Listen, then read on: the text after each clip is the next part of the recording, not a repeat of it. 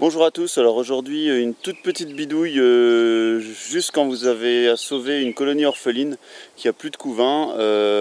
On me demande souvent, bah oui j'ai pas d'élevage de rennes, comment je fais? Il y a un truc tout simple et on fait ça aujourd'hui.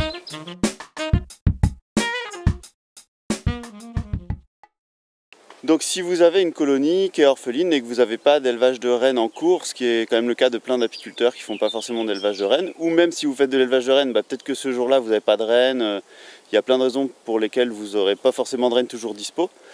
Des fois il faut agir en urgence. Donc il y a une technique toute simple, le truc le plus simple qu'on peut faire, c'est tout simplement reprendre du couvain jeune dans la ruche d'à côté, la remettre à celle qui peine à se remérer, et comme ça, si jamais elle a une reine à faire, elle la fait sur ce couvain jeune. Si jamais la reine a juste tardé à pondre, tardé à revenir de fécondation, c'est pas grave, elle aura un cadre de couvain en plus, ça va gêner personne. Ça vous permet de sauver une colonie qui potentiellement allait mourir, quoi. Donc voilà, donc il y a plein de raisons pour laquelle une ruche va être orpheline. Là je parle pas d'une bourdonneuse, attention parce qu'une bourdonneuse c'est mort. Une bourdonneuse donc elle se met à faire que du couvain de mâle. C'est soit une ouvrière qui pond, soit une reine en fin de vie qui n'a plus de spermatozoïdes dans sa spermathèque. Et donc il peut pondre que des ovules et donc ça fait que des mâles. Voilà, donc si c'est dans ce cas-là, la bourdonneuse, j'avais déjà fait une vidéo là-dessus, comment sauver une bourdonneuse, mais franchement, les résultats sont tellement peu fiables que ça vaut vraiment pas le coup de se prendre la tête. Par contre, pour sauver une colonie qui, elle, n'est pas encore bourdonneuse, mais il n'y a pas de ponte, la reine tarde à revenir, si ça se trouve, elle s'est fait bouffer par une perdrix, si ça se trouve, les abeilles, pour une raison X ou Y, l'ont dégagée, enfin bref, et elle se retrouve en train de mourir sans couvain. Et là, ça va virer bourdonneux. Donc avant que ça vire bourdonneux, vous pouvez mettre un cadre de couvain de celle d'à côté. Et puis c'est parti. Donc je vais vérifier si vraiment il n'y a pas de ponte. S'il y a 2 jours il n'y a pas de ponte, donc je pense que ça va être mort. Mais s'il n'y a pas de ponte, je lui remets un cadre de couvain de la ruche d'à côté pour essayer de la relancer. Voilà.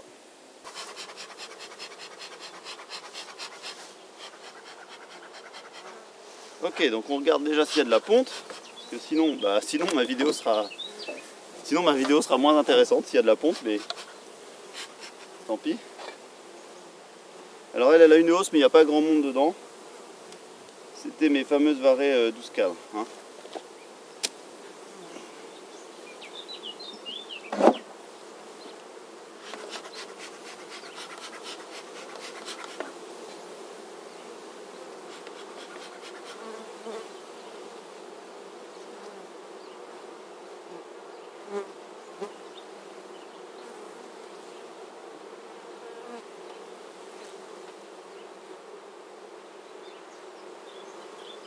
Donc voilà, il y a du pollen en haut, c'est nettoyé, comme si la reine allait revenir, sauf que la reine n'est pas revenue.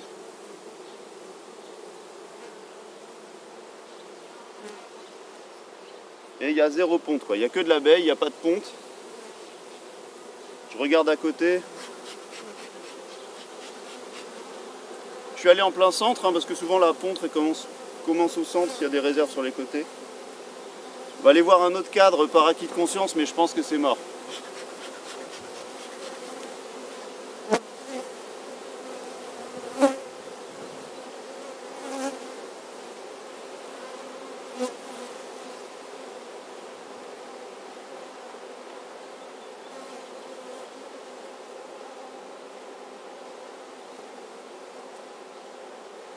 Non, toujours pas de ponte, c'est vide. Donc pour moi, ça c'est une reine qui est pas revenue.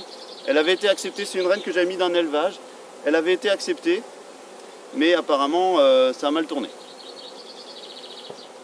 Donc, avant qu'une ouvrière ponde, on va aller dans la ruche d'à côté. Et puis on va aller lui redonner du couvain. En espérant que celle d'à côté en ait. Mais normalement, il n'y a pas de raison. Alors, on va juste faire un échange de cadres. Hein. Donc elle...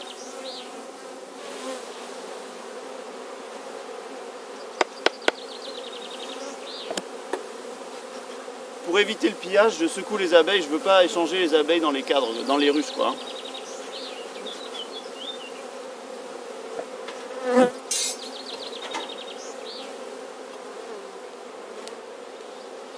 Celle d'à côté.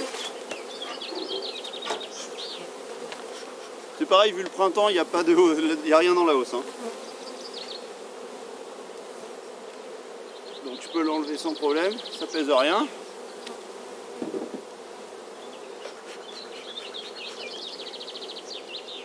Et elle, on va essayer de lui trouver du couvain jeune. Couvain jeune, couvain jeune.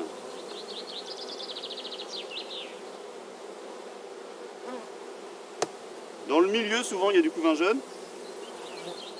Enfin, ça dépend du stade de ponte, mais bref.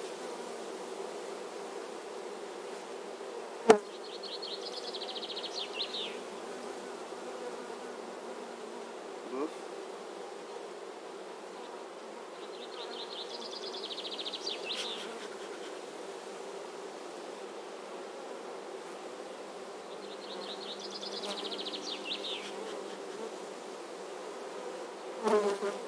Je pense que j'en tiens. Alors faut se méfier parce que dans le couvain jeune, souvent il y a la reine. Voilà, ça c'est jeune. Il y a de la larve à tous les stades.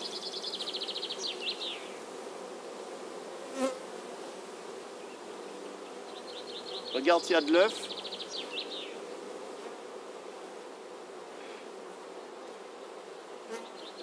Voilà, il y a de l'œuf, donc s'il y a de l'œuf, la reine est dans la ruche, hein, je m'embête pas à la chercher. Donc là, je l'ai fait descendre, soit en fumant, mais c'est long, soit en secouant, ou sinon, bah là, j'ai pas ma brosse évidemment pour bien faire, mais à la brosse, ça le fait très bien, sinon vous les brossez. Et si vous n'avez pas de brosse, une touffe d'herbe, ça fait l'affaire. Mais bon, ça redescend, hein. On va pas... Enfumer un petit coup le cadre, ça permet que la reine descende d'elle-même si jamais elle était sur le cadre. Bah après on aurait pu la chercher, hein. Là je fais mon flemmard un peu. Ok. Donc, on va redescendre les abeilles. Je fais ça, on fait super attention de ne pas cogner les parois. Quand on secoue dedans comme ça, c'est bien parce que les abeilles sont dans la ruche, mais par contre si on commence à secouer les parois et les cogner contre les parois de la ruche, on risque d'écraser, faut être précis, il faut faire gaffe quoi. Donc, j'ai mon cadre d'œuf et je vais pouvoir le remettre dans celle-là. Avec mes œufs et mon couvain jeune là. Ça c'est que du couvain jeune, que de la larve, hein. Donc avec ça, elle va me faire une reine normalement.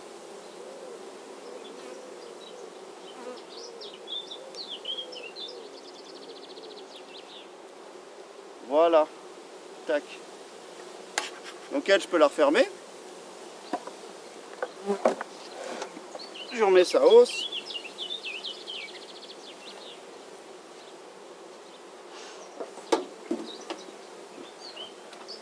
Tac.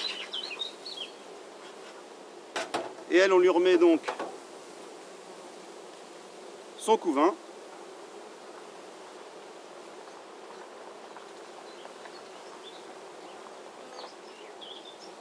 Et le cadre vide qu'on avait pris sur l'autre. Et voilà.